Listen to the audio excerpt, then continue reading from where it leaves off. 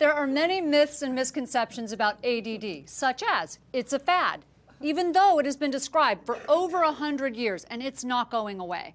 I can see it through 3 generations of my family.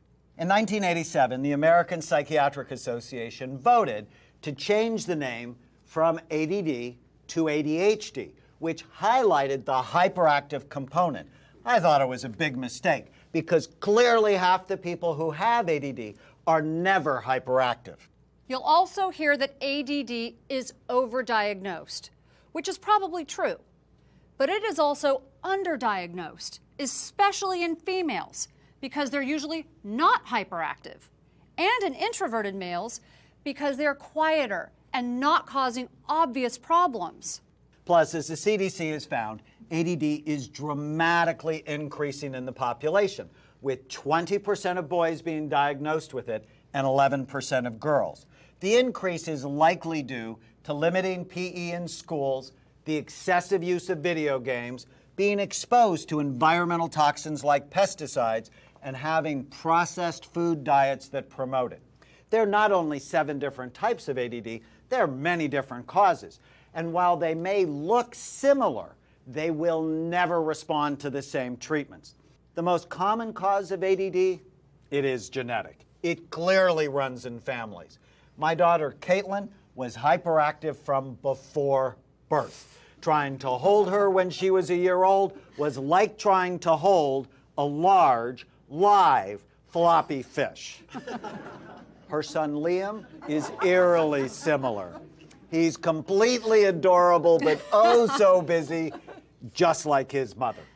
Brain trauma can also cause ADD symptoms, as can food allergies, lead exposure, oxygen deprivation, certain infections like Lyme disease. Another myth is that people with ADD should just try harder. If only you tried harder, you'd do better. But our brain imaging work has taught us that the harder people with ADD try, the worse their brains function.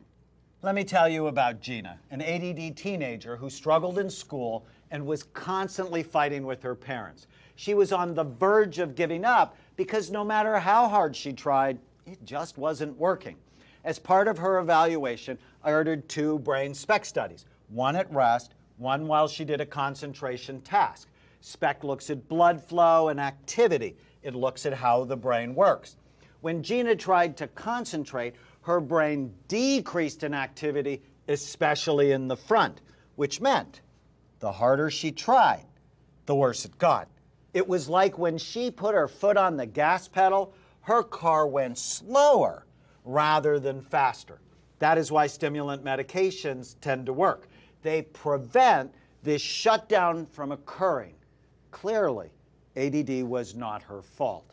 On the treatment plan, which we'll talk about later, her brain looked better, and she went from D's and F's to A's and B's, and she was able to enjoy her family rather than always fighting with them.